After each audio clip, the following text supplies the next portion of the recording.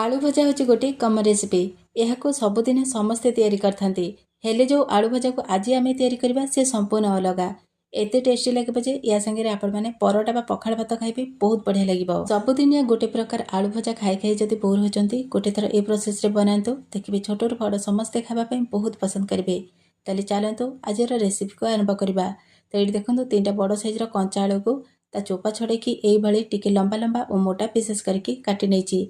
Eighty मु 3टा आलू नहीं आपण मैंने आलू ये कम बेसी करें। आलू को बेसी पतला पतला करके काटबेनी, एभली भाव टिके मोटा और लंबा पीसेस करके काटबे। बेसी पतला करदेले कौन हम ना आलू भाजिला को भांगी जीव। एबे आमे गोटे स्टेनर साहाय्य आलू को छाणीदेबा। आलू रे जहाँ भी एक्स्ट्रा पानी थब बाहरी जीव। एबे आमे आलू को साइड रखिबा, जीवा नेक्स्ट प्रोसेस को। एबे कौन करबा ना फ्लेम ऑन करके कड़े बसिबा। कड़े को मीडियम फ्लेम रे गरम करनबा। कड़े भल भाव गरम हो गला 3 ରୁ 4 बड़ चामच एठी आमे तेल दबा। तेल भल भाव गरम हो गला अधा चामच कला जीरा, 3 ରୁ 4टा सुखिला लंका, अल्प हिंगु पकईकी किसी सेकेंड भाजीदबा। आजिर आलू भजारे जीरा सोरिष ए सबू आमे किछि भी व्यवहार करबानी। एठी आमे कला जीरा पकईकी आलू को भाजीबा। तो देखंतु कला जीरा और सुखिला लंका भल भाव भाजी हो गलानी। एबे आमे एथिरे 2टा मीडियम साइज रो कटा हेतबा पियाज पकेबा। पियाज को एठी मु पतला पतला और लंबा पीसेस करके काटी देछि। तापरे मीडियम फ्लेम रे 1 मिनिट पर्यंत पियाज रो टिके कंचा अंश मरिबा जे पियाज को भाजी नबा। तो देखंतु एठी 1 मिनिट हो गलानी। एबे कोन करबा ना आमे जो छाणी के रखिथिले आलू सबको एथिरे देदेबा, टिके भल भाव कोले नबा। एबे आमे फ्लेम को हाई रे रखिबा। पाखापाखि 2 मिनिट पर्यंत हाई फ्लेम रे आलू को टिके भाजी नबा। दर्शक बंधु आजिर वीडियो जदि आपण मानकु भल लागिबा लाइक करिवे, शेयर करिवे। चैनल रे नुआ थिले प्लीज सब्सक्राइब करबे। फेसबुक पेज रे देखुथिले फॉलो था निश्चय करबे। तो देखंतु एठी 2 मिनिट हो गलानी हाई फ्लेम रे आलू को भाजीबार। आलू टिके एठी भल भाव भाजी हो गलानी। एबे कोन करबा ना एठी आमे पकेबा छोट अधा चामच हलदी गुंड, स्वाद अनुसार लुण। हलदी लुण पकई सारा पर आउ थे सबको भल भाव कोड़े नबा। एबे आमे फ्लेम को मीडियम हाई रे रखिकी आउ 1 ରୁ 1.5 मिनिट पर्यंत बिना कवर करके आलू को टिके भाजी नबा।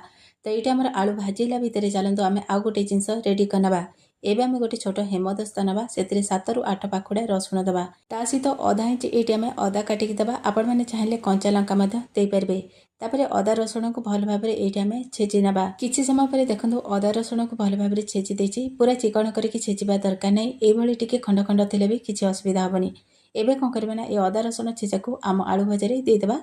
तापरे आलू भजा को टिके भल भाव कोले नबा। आलू को भल भाव गोली सारा पर एबे कौन करबा ना फ्लेम को लो टू मीडियम हाई रे रखिबा और कवर करके पाखापाखि 4 मिनिट पर्यंत आलू को ये आमे सिझबा पई छाड़ी देबा। मझिरे मझिरे कवर करके टिके कोली नथबे। तो देखंतु ये 4 मिनिट हो गलानी। आलू को ये कवर करके भाजीबार। आलू को टिके प्रथमे भल भाव कोली नबा। तापरे ये आमे चेक करनबा आलू भल भाव सिझिछि कि नै। ये आपण मानकु मु देखछि देखंतु आलू पूरा 90% कुक हो जाइछि। एबे कौन करबा ना एथिरे आमे आधा चामच करी पाउडर पकेबा। राग पई आधा चामच लंका गुंड पकेबा। जदि छोट पिला खाउथबे लंका गुंड को स्किप करदेबे। एतिकी जिनस को दे सारा पर आलू को आउ थरे भल भाव कोले नबा। एबे आमे पुणी थरे फ्लेम को लो टू मीडियम हाई रे रखिबा और कवर करके आउ 1 मिनिट पर्यंत आलू को आउ टिके भाजी होबा पई छाड़ी देबा। एबे कोन करबा ना आलू को आउ टिके स्वादिया बनाइबा पई एथिरे पकेबा को आउ गोटे जिनस रेडी करबा। सेते पई देखंतु फ्लेम ऊपर गोटे तड़का पैन बसैछि। तड़का पैन को लो टू मीडियम फ्लेम रे गरम करबा। तड़का पैन गरम हो गला पर गोटे बड़ चामच बेसन दबा। तापर लो टू मीडियम फ्लेम रे बेसन को एठी आमे किछि सेकेंड पर्यंत भाजी दबा। बेसन को बेसी लाल करेबेनी ना बेसी पोड़ीबेनी, नले टेस्ट खराब हो। किसी सेकेंड पर देखंतु बेसन भाजी गलानी, बहुत बढ़िया फ्लेवर आसुची। एपटे देखंतु आलू को भाजबार 1 मिनिट हो गलानी। कवर को खोले नबा। आलू भजा को टिके भल भाव कोले नबा। तो ये आमर आलू भजा प्रस्तुत हो जाइछि। एबे कोन करबा ना आमे जो बेसन भाजिले से भजा हेतबा बेसन सबको आलू रे दे देबा।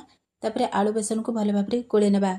एटी आमे फ्लेम को लो टू मीडियम रे रखिकी आउ 1 मिनिट पर्यंत आलू और बेसन को भल भाव भाजी नबा। आलू और बेसन को भाजीबार देखंतु ये 1 मिनिट हो गलानी। एटी आमर गरमा गरम बेसन आलू भजा प्रस्तुत हो जाइछि। ए प्रोसेस रे गोटे थर बनातु। केमिति लागिला आपनकर अनुभूति मो सहित निश्चय शेयर करंतु। पखाल भात सहित खांतु बा परोटा सहित खांतु, बहुत बढ़िया लागिबो। आशा करछि वीडियोटी आपण मानकु निश्चय भल लागितबो। आ गोटे नुवा वीडियो सहित देखाबो। से पर्यंत रहउछि नमस्कार, जय जगन्नाथ।